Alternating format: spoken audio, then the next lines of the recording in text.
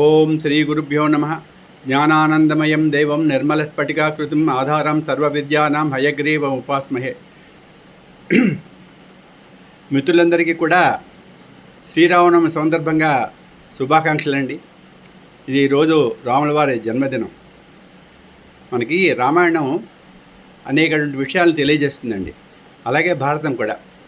భారతం అతను తెలుగు చేస్తున్నప్పుడు నన్నయ్య చెప్తారు, ఇది నీతి కోదులుగాను, వేదాంతులకు వేదాంతులుగా, శాస్త్రజ్ఞులకు అంటే సైన్స్ సంబంధించింది వాళ్ళకి అలాగా, అంటే ఎవరు ఏ దృక్కోణంలో చూస్తే అలాగా కనిపిస్తుంది, అగుపిస్తుంది. అంటే దాంట్లో అన్ని విషయాలు ఉన్నాయని. అలాగే రామాయణంలో కూడా బోల్డన్ని ఉంటాయి. మనకి రాముడు సర్వగుణాభిరాముడు. అది ఈ లోకంలో 16 గుణాలు, గొప్ప గుణాలు కలిగినటువంటి రాముడు. ఇక్కడ వాల్మీకి అడుగుతారు నారదుడు సంక్షిప్తంగా రాముడి గురించి చెప్తారు. తర్వాత బ్రహ్మదేవుడు వచ్చి దాన్ని రామాయణాన్ని రాయమంటారు. ఇది చాలా చందోబద్ధంగా సాగినటువంటి కావ్యం. ఇది ఆది కావ్యం అంటారు. అంటే అంతవరకు కూడా వేదంలో మాత్రమే చందోబద్ధంగా అంతా చక్కగా జరిగింది. ఇది అలౌకికమైనటువంటి కావ్యం. అంటే లౌకికం అంటే మళ్ళీ వేదాల్లో ఉపనిషత్తులు అని ఉంటాయి కదండి, అంచేత అలా అన్నారు. దీంట్లో కూడా అలాగే సాగింది. అందుకే దీన్ని ఏంటంటే ఆది కావ్యం అంటారు. మనకి హ్యూమన్ టెండెన్సీ, ఆ మనస్తత్వాలు అవన్నీ కూడా రకరకాలుగా ఉంటాయి కదండి. మనకి అరిస్టాటిల్ చెప్తాడు, ఈ మేనేజే సోషల్ యానిమల్ అంటారు. మనం ఈ సామాజిక స్పృహ ఉండి సమాజంలో జీవిస్తూ ఉంటాం. అయితే ఇంకోతను ఏమంటాడంటే, ఈ మనిషి అనేవాడు అతి క్రూరమైన భయంకరమైనటువంటి ప్రాణాన్ని చెప్తాడు థామస్ హోట్ అనేటువంటి బ్రిటిష్ అతను. ఇలాగా మనకి హ్యూమన్ మెంటాలిటీ రకరకాలుగా ఉంటుంది. అయితే మనకి ఏంటంటే బృహదారణ్యోపనిషత్తులో మనకి యాజ్ఞవల్కుడు చెప్తారు. ఆయన ఏమిటంటారంటే, ఆయన ఏం చెప్తున్నారు, అత్తనస్తు కామాయ సర్వం ప్రియం భవతి. అంటే ఎవరికైనా దేని మీదైనా సరే ప్రేమ ఉంటే అది కామం కోసమే అని చెప్తారు ఆయన. అంటే భార్య కోసం భర్త ఏం చేసినా, అలాగే భార్య భర్త కోసం చేసినా ఏదో పరస్పర ఉపయోగం ఉండాలి అని చెప్పేసి మనం ఎంత అనుకున్నా సరే అది ఉంటుంది. ఆ భార్య మీద పుత్రుల మీద మనం మమకారం చూపెడతాం కదా, దేనికి? మన ఆనందం కోసమే. అంటే అలాగే చెప్తారనమాట. ఇలాగా మనకి రామాయణంలో మనకి ఈ సుమారుగా 6 కాండలు ఉంటాయండి. మనకి బాలకాండ, అయోధ్యకాండ, కిష్కింధకాండ, అరణ్యకాండ, సుందరకాండ, యుద్ధకాండ. అయితే ఇది కాక మనకి ఇంకో కాండ కూడా ఉంటుంది ఉత్తరామాయణంలో. ఉత్తరామాయణం ఏంటంటే దాంట్లో లవకుశుల తాలూకా జన్మ వృత్తాంతం. సీతాదేవిని అడవిలో వాల్మీకి ఆశ్రమం దగ్గర విడిచిపెడతారు. ఆ తర్వాత శత్రుఘ్నుడు అక్కడ రావడం, ఆ పిల్లల్ని చూడడం, లవణాసురుడు తాలూకా వధ, అవన్నీ ఉంటాయి. సరే, మనకి ఈ రాముడు చాలా దయాదృహృదయుడు. రాముడు గొప్పతనం ఇంత అంతా అని చెప్పడానికి వీల్లేదు. రాముడిట ముందు ఎవరైనా కనిపించారనుకోండి, తనే పలకరిస్తాడు వాళ్ళని ఎంతో అభిమానంగా. ఇకపోతే రాముడు ఒక కార్యం కోసం ఈ భూమి మీద జన్మించాడు. మనకి ఈ సనకసనందనలు వచ్చినప్పుడు వైకుంఠంలో జైవిజులు అని ఉంటారు, ద్వారపాలకులు. వాళ్ళు ఏమిటంటే లోపలికి వీళ్ళని రానివ్వరు. దాంతో వీళ్ళకి కోపం వస్తుంది. వాళ్ళు శపిస్తున్నప్పుడు ఈ భూలోకంలో వెళ్ళిపోమని ఉంటారు మీరని. అప్పుడు వాళ్ళు మహావిష్ణువుని ప్రార్థిస్తారు. అయితే మహావిష్ణువు అడుగుతాడు, మీరు నాకు మిత్రులుగా 12 జన్మలు ఎత్తుతారా, శత్రువులుగా 3 జన్మల్లో వస్తారా అని. 3 జన్మలుగా అంటారు. అందుచేతే ఆయన మళ్ళీ పరమాత్మ అంతటి వాడు ఈ భూమి మీద వాళ్ళ తాలూకా ఆ జయ విజయుల కోసం ఆయన జన్మించవలసి వస్తుంది. మొట్టమొదట హిరణ్యాక్షుడు, హిరణ్యకశిపుడు, అప్పుడు నరసింహావతారంలో వస్తాడు. తర్వాత వరాహ అవతారంలో మొట్టమొదట భూమిని పైకి తీస్తాడు. అంటే హిరణ్యాక్షుడు భూమిని పట్టుకుని వెళ్ళిపోతాడు. సరే, తర్వాత హిరణ్యకశిపుడు నరసింహ అవతారం వస్తుంది. తర్వాత రావణ కుంభకర్ణులు వస్తాడు. అప్పుడు రామావతారం వస్తుంది. తర్వాత శిశుపాల దంతవర్కులు వస్తారు. దానికోసం కృష్ణ అవతారం వస్తుంది. సరే, ఇప్పుడు మన రామావతారం గురించి మాట్లాడుకుంటున్నాం. రాముడు కౌశల్యానందుడు. రాముడి కోసం అతను పుత్రకామేష్టి చేస్తారు. సరే, అది బాలకాండ. పుత్రుడు ఉదయిస్తాడు. ఆ ఋష్యశృంగుడి తలక సహాయ సహకారాలు తీసుకుంటారు, అవుతుంది. తర్వాత రాముడి కోసం వెంటనే విశ్వామిత్రుల వారు వస్తారు. విశ్వామిత్రుల వారు వచ్చి పంపించమంటారు. పంపించమంటే రాముడి తాలూకా గొప్పతనం ఒక వశిష్ఠుల వారికి విశ్వామిత్రుల వారికి తెలుసు బాగా.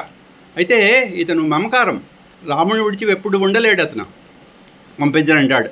అయితే ఆ తర్వాత వశిష్ఠుల వారు చెప్తారు, ఆయన ఏమిటనుకుంటున్నావు, అతను బ్రహ్మర్షి, ఆయనకు తెలియటువంటి అస్త్రశస్త్రాలు లేవు, పంపించమంటారు. సరే పంపిస్తాడు. అక్కడ రాముడిని అక్కడ మనకి ఇక్కడ ఒకటి ఏంటంటే రాముడిని వెనక్కి తిరిగి చూస్తూ ఉంటాడు. అంత అందంగా ఉంటాడు విశ్వామిత్రుడి వాడు. అతనికి మమకారాలు అవి ఉండవు కదా. అయినప్పటికీ అంటే మామూలుగా చెప్పారు అలా. అప్పుడు కౌసల్య సుప్రజారామ పూర్వ సంధ్యా ప్రవర్తతే ఉత్తిష్టంతు నరసార్థుల అని మనకు చూడండి, మనకి ఈ వెంకటేశ్వర సుప్రభాతం చెప్తారు చూస్తారా, అది రామ తూర్పుని తెల్లవారుతోంది, ఓ కౌసల్య తాలూకా కుమారుడా లే అని చెప్తుంటాడు. సరే అతను ఆ సిద్ధాశ్రమంకి వెళ్తారు. అక్కడ అతని తాలూకా యజ్ఞాన్ని వీళ్ళు రక్షిస్తారు. అంతకుముందు వీళ్ళకి బల అతిబల అనేటువంటి విద్యలు నేర్పుతాడు. అంతకు పూర్వం తాటకను సంహరిస్తాడు. తాటక కుమారులైనటువంటి ఆ మారీచ సుబాహులు ఆ సుబాహుడిని సంహరిస్తాడు. మారీచుడు మీద ఆ వ్యాయ అస్త్రం వేస్తే వాడు వెళ్ళి 100 యోజనాలు అవతల పడతాడు. సరే అది అలా ఉంచండి. తర్వాత ఈ రాముడి గొప్పతనం ఏంటంటే అతను అయోధ్యకి వెళ్తారు, అదే మిథిలా నగరంకి వెళ్తారు. ఆ శివుడితో దాకా ఆ ధనుర్భంగం అంటే ఆ వింటినారి పెట్టి దాన్ని ఎక్కుపెట్టి దాన్ని ఇలా తగిలిస్తూ ఉంటే అది విరిగిపోతుంది. విరిగిపోయిన తర్వాత అతను ఒక ఇది పెట్టుకుంటాడు, మిథిల జనక మహారాజు ఆ విల్లుని ఎవరైతే ఎక్కువ పెడతారో వారికి ఇచ్చి వివాహం చేస్తానంటాడు కదా. అప్పుడు రాముడికి చెప్తాడు, నా కూతురు సీతాదేవి ఈవిని పరిగ్రహం చెయ్యమంటాడు, పెళ్లి చేసుకోమంటే. రాముడు చూడండి ఎంత గొప్పవాడు. రాముడు చెప్తాడు, నేను మా తండ్రి గారు చెప్తే నేను ఇది చేస్తాను, మా తండ్రి గారికి అనుమతి కావాలంటే. ఈ విషయాన్ని ఎవరంటే సీతాదేవి అరణ్యవాసం చేస్తున్నప్పుడు సతీ అనసూయ ఉంటుంది, సతీ అనసూయాదేవి ఉంటుంది ఏమండి, అత్రి మహర్షి భార్య. ఆవిడికి చెప్తుంది రాముడి తల గొప్పతనం చెప్తూ, అంటే పెద్దల్ని ఎంత గౌరవించాలి, వాళ్ళ అనుమతి తీసుకోవాలి అనేటువంటిది మనకి తెలుస్తుంది.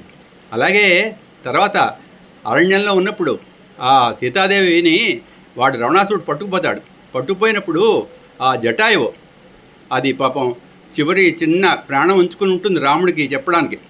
అది అప్పుడు రాముడు దానికి అంత్యక్రియలు కూడా చేస్తాడు. అంటే పక్షికి కూడా మోక్షం ఇచ్చాడు. అంటే పరమాత్మ కదండి. అంటే అతను పరమాత్మని కాకుండా మానవ దీంట్లోనే ఉన్నాడు, నేను మనిషినినే చెప్తాడు చివరి వరకు. దశరథుడు పుత్రుడిని అంటాడు అతను ప్రతిసారి కూడా. సరే అరణ్యంలో వెళ్తారు. ఆ విరాధుడు ఆ సీతాదేవి కోసం మామూలు మనిషిలాగే వెలిపిస్తాడు. తర్వాత ఆ విరాధుడు చెప్తాడు, అక్కడేమో మీకు ఇలా వెళ్ళే ఋష్యశృంగ పర్వతం ఉంటుంది, అక్కడ ఆ పర్వతం దగ్గర ఋష్యముఖ పర్వతం, అక్కడ మీకు సుగ్రీవుడు అనే వాడు ఉంటాడని చెప్తారు. తర్వాత అక్కడికి వెళ్తాడు. అక్కడికి వెళ్ళిన తర్వాత ఆంజనేయ స్వామి కనపడతాడు. ఆంజనేయ స్వామి కనిపిస్తే తమ్ముడితో చెప్తాడు, లక్ష్మణ ఇతని తాలూకా మాట తీరు అది చూస్తుంటే వ్యాకరణ పండితుడిలా ఉన్నాడు, నువ్వు వెళ్ళి మాట్లాడంటాడు. అంటే రాముల వారు ఆయన తర్వాత అక్కడ వాలి వధ జరుగుతుంది. వాలి వధ జరిగిన తర్వాత వాలి అడుగుతాడు, నన్ను ఇలా చేశారని. వీళ్ళందరూ కూడా ఈ దేవతలందరూ కూడా భూమి మీద దిగొస్తారు. ఇతనేమో ఒకడు సూర్యాంశ, ఇంకోటి ఇంద్రాంశ, దాంతో భూమి దిగి వచ్చిన వాళ్ళే వీళ్ళందరూ కదా. అయితే వాలి చేసినటువంటి పని వలన ఆ తమ్ముడు బాధపడుతూ ఉంటాడు. తమ్ముడు ఎక్కడైనా సరే పాపం జరిగితే అది శిక్షింపబడుతుంది ఎక్కడైనా సరే. తమ్ముడు భార్యను అతను తీసుకుపోతాడు, తమ్ముడిని రాజ్యం నుంచి వెడలు కొడతాడు. సరే ఇవన్నీ జరుగుతాయి. జరిగిన తర్వాత అడుగుతాడు, నన్ను చంపావని. అయినా అప్పుడు చెప్తాడు ఏమిటంటే, మా తమ్ముడికి అక్కడ రాజ్యం పరిపాలన చేస్తున్నాడు, నేను ఇక్కడ ఇది చేస్తున్నాను, దీనికి నేను ఇక్కడ మంచి బాగోగులన్నీ చూడాలి కదా అంటాడు. సరే అతను అంటే భూమి మీదకి అందరి దేవతలు కూడా వస్తూ ఉంటారు. తర్వాత దీనికి ముందు ఏంటంటే ఆ భరతుడు వస్తూ ఉంటాడు.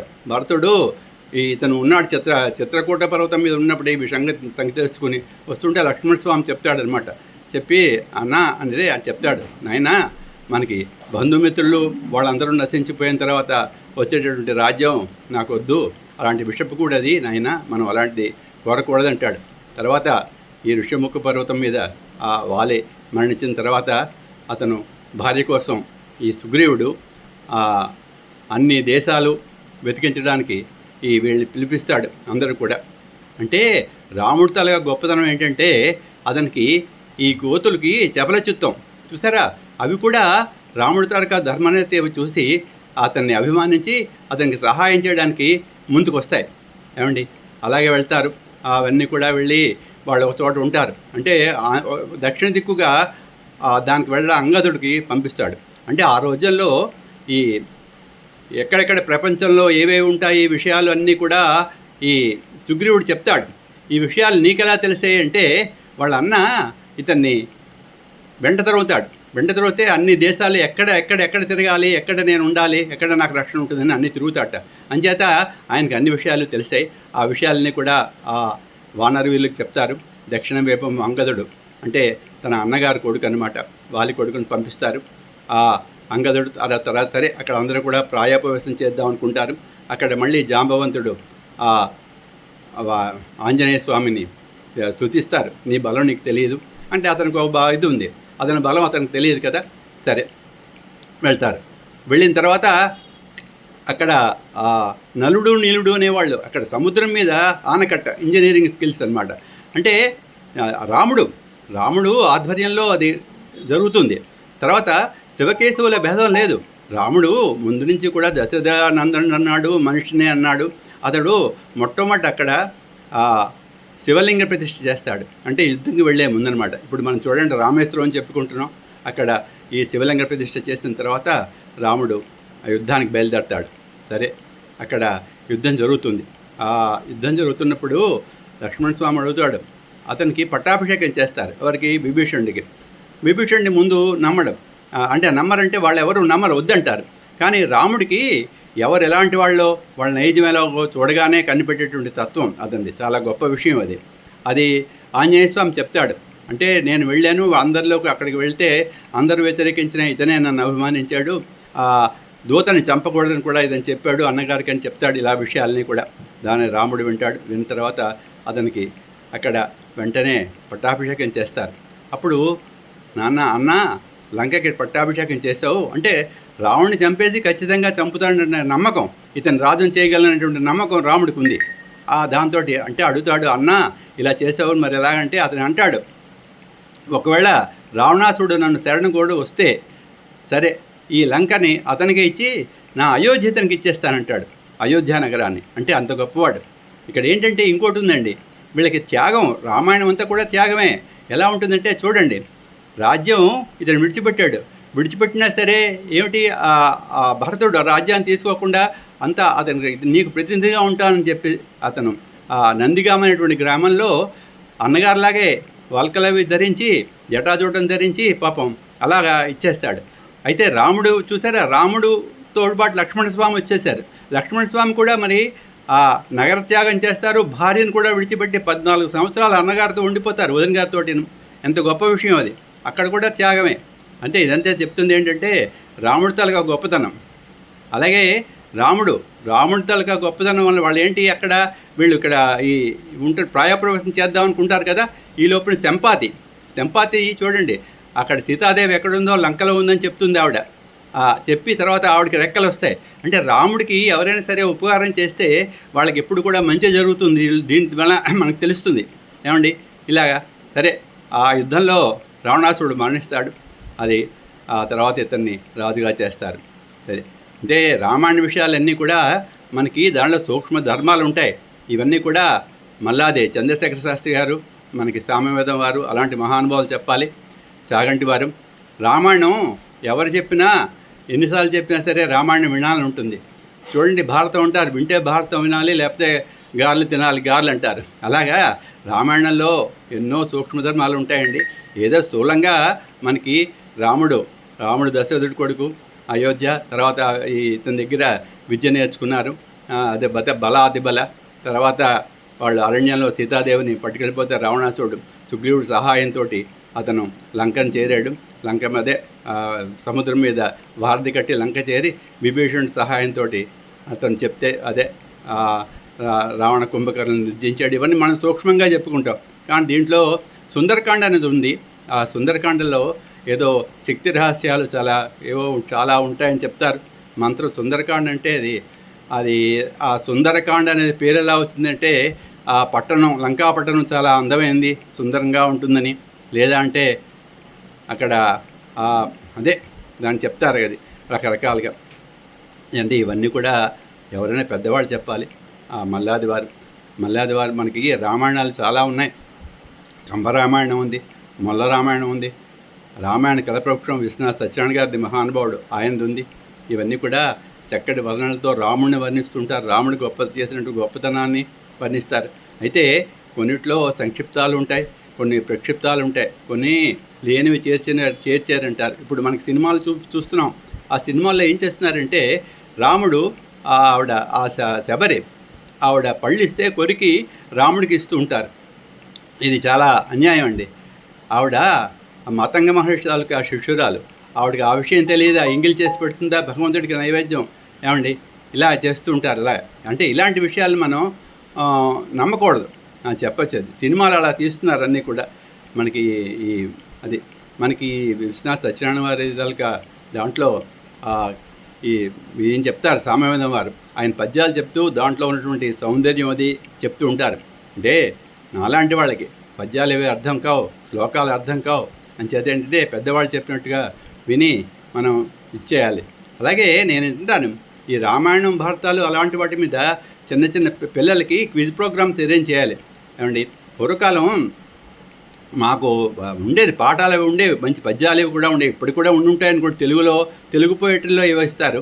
అలాంటిది మా చిన్నప్పుడు శ్రీరామనవమి ఉత్సవాలు చేసేవారు, 10 రోజులు కూడా చాలా బాగా చేసేవారు. అక్కడ ఆ ప్రోగ్రాంలు పాటలు పెట్టేవారు. అంటే రాముడు భక్తి పాటలు ఇస్తామండి. మనకి భక్తి పాటల్లో అంటే భక్తి పాటలు అంటున్నాను, మన త్యాగయ్య, భక్త రామదాసు వీళ్ళందరూ గొప్ప మహానుభావులు ఏమండి వీళ్ళందరూ కూడా. అలాగే మనకి భద్రాచలం ఆలయం ఉంది, ఒంటిమిట్ట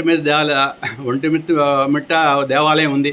అక్కడ వావిలకొండ సుబ్బారావు గారిని ఆ ఒంటిమిట్ట ఆ దేవాలయం దీనికోసం చాలా పరిశ్రమ చేశారని చెప్తారు. ఆయన కూడా రామాయణం రాశారు. అలాగే శ్రీనివాస శిరోమణి అని చెప్పేసి ఆయన కూడా రామాయణం రాశారు. అయితే ఇప్పుడు మనకి రామాయణంలో చక్కగా మనకి పుల్లెల శ్రీరామచంద్రుడు అని చెప్పేసి ఆయన చాలా గొప్ప మహానుభావుడు ఉండి శాస్త్రం అది చదువుకున్నారు. ఆయన చేత వీళ్ళు ఒక ఎవరంటే యథామూలానువాదం అని చెప్పేసి ఉంది. వీళ్ళు టిఎల్పి పబ్లిషర్స్ అని వాళ్ళు ప్రింట్ చేశారనమాట. అంటే దీంట్లో మనకి ఈ 24,000 శ్లోకాలు కూడా కంప్లీట్గా అక్కడ మనకి బాలకాండ గురించి దాంట్లో చెప్తారు. 1 నుంచి 3 వేస్తారు సంఖ్య. ఆ 1 నుంచి 3 శ్లోకాలు చెప్పినటువంటి ఆ భావం మనకి తాత్పర్యం అగుపిస్తుంది అక్కడ. ఇలాగా మనకి ఇది మాత్రం బాగుందండి. పుల్లెల శ్రీరామచంద్ర గారి పుస్తకాలు ఉన్నాయి, అవి మాత్రం బాగుంటుంది. అంచేత మనకి అలా బోళ్ళని రామాయణాలు, బోళ్ళని కథలు, ఇవి కొన్ని నీతి కథలు. మనకి పూర్వం ప్రతి చోట కూడా దేవాలయాలు ఉండేవి. అసలు పూర్వం దేవాలయం అంటే రామాలయం ఉండేది ప్రతి గ్రామంలో. అంటే పెద్ద పెద్ద దేవాలయాలు సరే, బృహదేశ్వరాలయాలు, రామేశ్వరం అవి సరే, కంచి అక్కడ అవి సరే పెద్ద దేవాలయం అయితే ప్రతి గ్రామంలో ఉండేది, ఒక గ్రామదేవత ఉండేది. అలాగే రామాలయం ఉండేది. రామాలయం లేనటువంటి గ్రామం ఉండేది కాదు. ఆ రామాలయంలోనే మనకి ప్రవచనాలు, ఎవరో అప్పట్లో బాగా చదువుకునే వాళ్ళు వచ్చి ప్రవచనాలు చెప్తూ ఉండేవారు. రామాయణాలు భారతాలు అవి కూడా రాత్రి 6కు మొదలుపెట్టేవారు. అలాగే పొలం పనులను చూసుకుని వాళ్ళు కూర్చునేవారు అందరూ కూడా. అంచేతే ఆ రోజుల్లో ఉన్నటువంటి అందరికీ కూడా, అంటే చదువుకున్న వాళ్ళకి చదువుకోని వాళ్ళకి కూడా ఈ భారతం అంటే ఏమిటి, రామాయణం అంటే ఏమిటి తెలిసేది. ఎందుకంటే ఇలాంటి దేవాలయాలు, అలాంటి ప్రవచనకర్తలు అంతా కూడా ఉండేవారు. అంటే ఇప్పుడు ప్రసార మాధ్యమాలు పెరిగాయి, మనకి టీవీలు కూడా వచ్చాయనుకోండి. టీవీల్లో కూడా మనకి భక్తి ఛానల్ అని ప్రత్యేకంగా ఉంది. అలాగే చాలా ఛానల్లో ఈటీవీలో వాటిలో కూడా మనకి ప్రవచనకర్తలు చెప్తున్నారు. రామాయణాలు భారతాలు అవి కూడా మనం వినొచ్చండి. అది ఇంతటితో నేను ముగిస్తున్నానండి. అందరికీ ఇంకోసారి శ్రీరామనవమి శుభాకాంక్షలు అండి. శుభం భూయాత్.